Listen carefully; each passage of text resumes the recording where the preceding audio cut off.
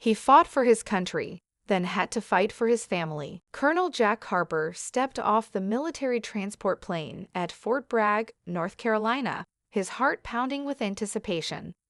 Months of deployment in the Middle East were finally over.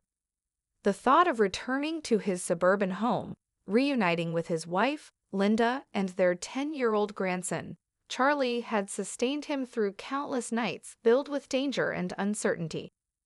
Jack had been away for nearly a year, and the idea of surprising them filled him with joy. Yet, as he disembarked and hailed a cab, a faint sense of unease gnawed at him. Linda's recent silence, the lack of calls or messages, was uncharacteristic. He had chalked it up to technical issues overseas, but years of military training had sharpened his instincts, and they whispered that something wasn't right. The cab ride through his familiar neighborhood felt endless. As they approached the house, subtle but unsettling changes caught Jack's sharp eyes. The flower beds Linda had tended so lovingly were now overgrown with weeds, and her cherished roses had been replaced by bland shrubs. The home that once exuded warmth looked oddly sterile. On the porch, their elderly neighbor, Mrs. Whitman, froze when she saw him. Her face flickered with emotions Jack couldn't quite place: shock, pity, and perhaps guilt. She quickly retreated inside before Jack could wave. Entering the house, Jack's heart sank further. The once vibrant walls adorned with family photos were bare. The comforting scent of Linda's lavender candles had been replaced by a cold, clinical smell. The air felt heavy, oppressive, and alien. Before he could process it all, the sound of hurried footsteps broke the silence. "Grandpa!" Charlie's voice rang out as he barreled down the stairs and launched himself into Jack's arms. Jack held the boy tightly, his heart aching with love and a growing concern. Charlie felt thinner, his embrace desperate. "I missed you so much, buddy," Jack said, his voice thick with emotion. He pulled back to look at Charlie's face. "Where's Grandma?" Charlie's expression darkened. His small hands fidgeted, and he hesitated before blurting out, "She's at the church, getting married." Jack blinked, stunned. "Married? To who?" "To Uncle Frank," Charlie said quietly, his voice trembling. The words hit Jack like a sledgehammer. Uncle Frank, his oldest friend and former business partner, was the last person he'd have suspected. For a moment, Jack couldn't speak. Memories of Frank's camaraderie, the trust they'd built, and snippets of past conversations now seemed poisoned by betrayal. Jack's mind raced, piecing it all together. Steeling himself, he asked softly, "Do you want to come with me to the church?" Charlie's eyes widened. He nodded fiercely, clinging to Jack's hand. The drive to St. Andrew's Church was tense and silent, the air thick with emotion. Jack's military training kicked in as he mentally mapped out scenarios. Arriving at the church, he saw familiar cars parked outside: his sister's, his parents', and Frank's sleek black sedan. The sight confirmed his worst fears.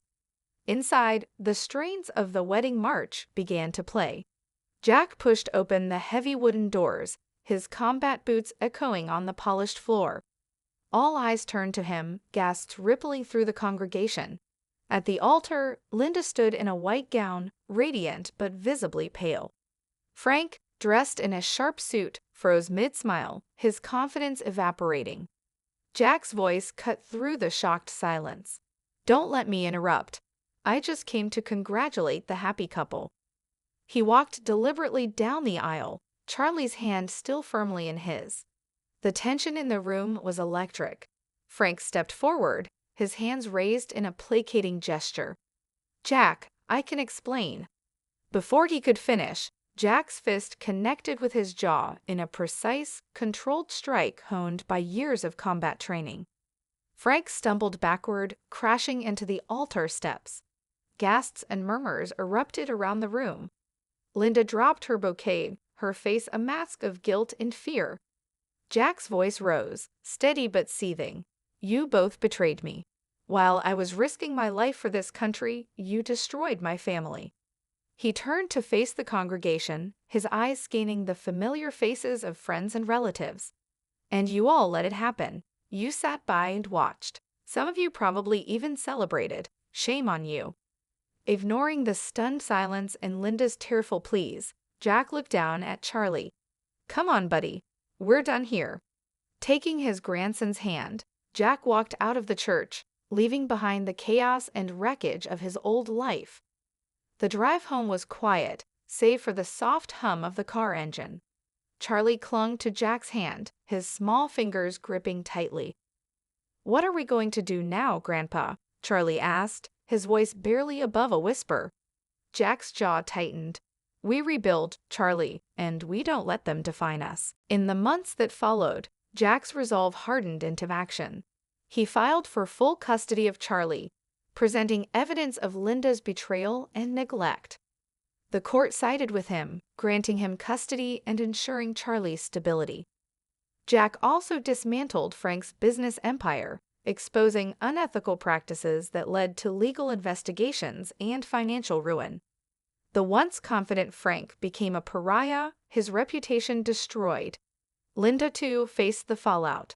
Her carefully curated image as a devoted wife and grandmother crumbled under the weight of her actions. Friends distanced themselves, and she was left to grapple with her choices in solitude. Meanwhile, Jack poured his energy into creating a loving, stable environment for Charlie.